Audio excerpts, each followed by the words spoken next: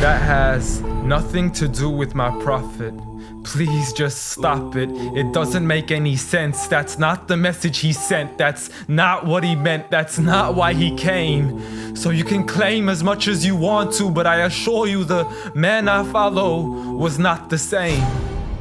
See, I know a man who forbade the cutting down of a plant, who even spoke against those who had burnt an ant. So why is it that I simply can't understand how we claim to follow the same man? I mean, I know a man who forbade us from harming the innocent, saying he who does so would not only be prohibited from paradise, but he would not even smell its scent. So please tell me how what you're doing has anything to do with the message that he sent. This is the man who forbade us from even scaring cattle with a knife, saying you have no right to let the animal die twice. And when he was asked for advice, he'd reply, don't get angry, don't get angry, don't get angry, repeating it thrice. See, I know a man who called to patience first, even to those who had treated him the worst. And when he was asked to invoke Allah's wrath, he said, I was not sent to curse, but rather as a mercy to the earth.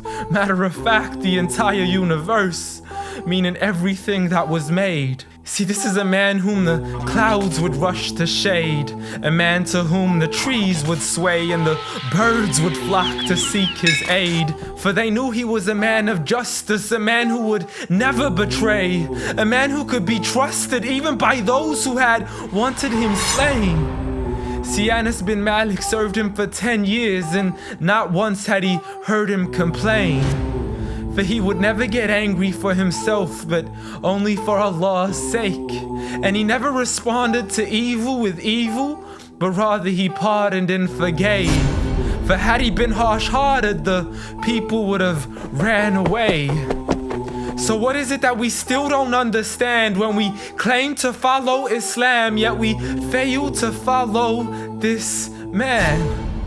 I mean, I know a man who was so caring and compassionate, who said that there is a reward in serving all things that are animate. In other words, everything that breathes, whether it be the animals, the trees, and every single human being. I mean, if Allah called him Rahmatan lil Alameen, how dare you call him anything else that contravenes? See, this is a man who said that the Muslim was he who is soft, simple, and lenient.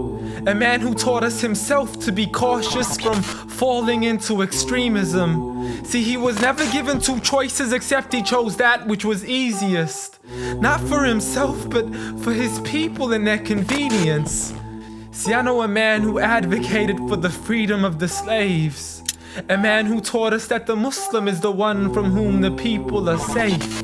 Not only from his hands, but even from the words that he says.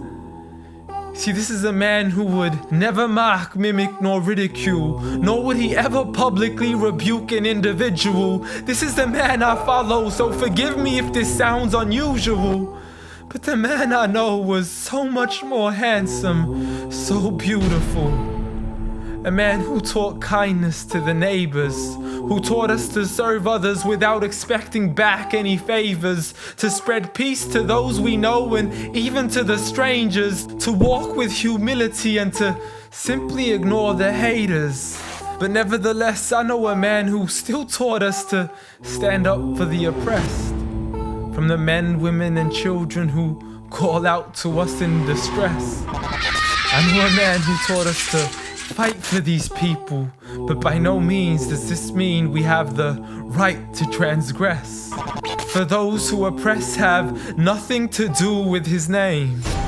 So you can say what you wish to say and continue to defame his name, but at the end of the day, I assure you, the man I follow was not the same.